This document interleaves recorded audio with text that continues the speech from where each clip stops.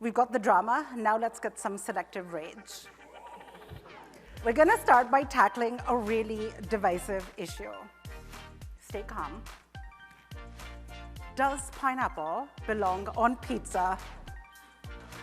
My fellow, yes, okay, who are my yes people? Oh, I love it, so many of us here, awesome. And for those of you who didn't raise your hands, does the thought of pineapple on pizza absolutely make you wanna hurl? Awesome. But here's what would happen. If we designed a pizza for the average consumer, you know what we'd have? Every pizza would have 25% coverage with pineapple. That pleases nobody. I hate it because I want everything covered in pineapple.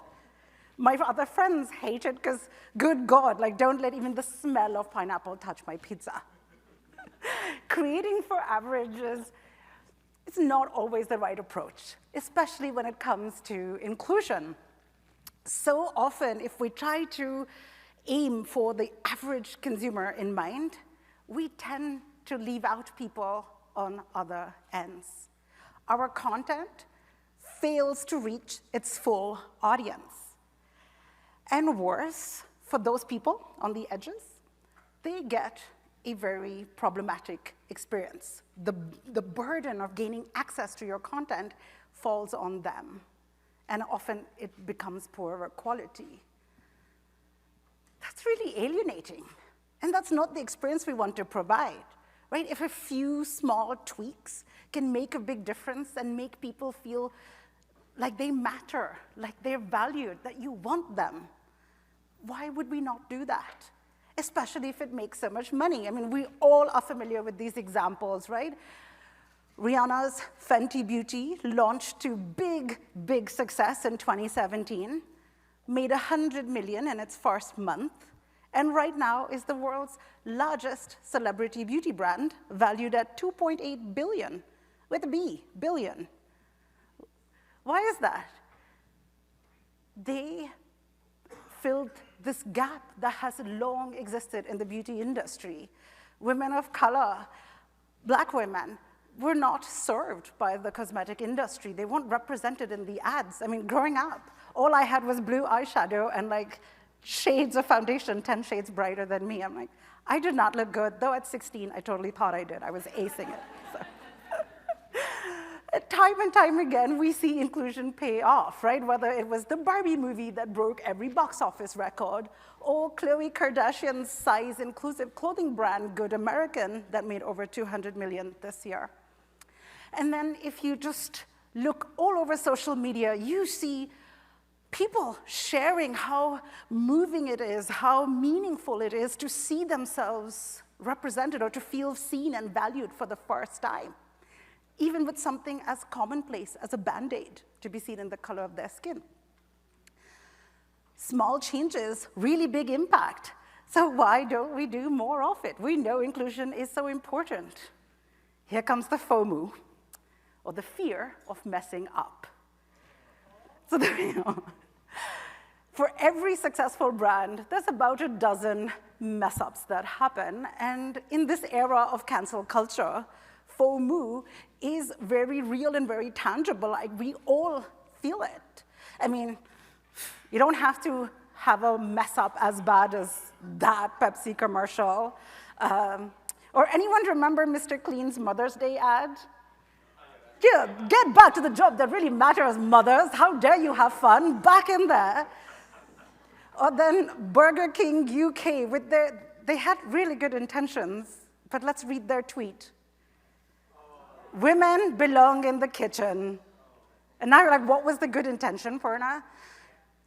They were trying to highlight the fact that in the UK, only 20% of professional chefs are women.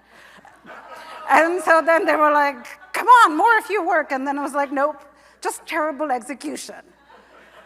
But it gets worse. You really go out there and try and be super inclusive, like Bud Light did with their campaign with Dylan Mulvaney, and then they got all of this backlash. And then brands are getting called out more and more for being performative with their allyship, right? Here's a a post on Insta from RCA during the Black Lives Matter when they're like, we donated money.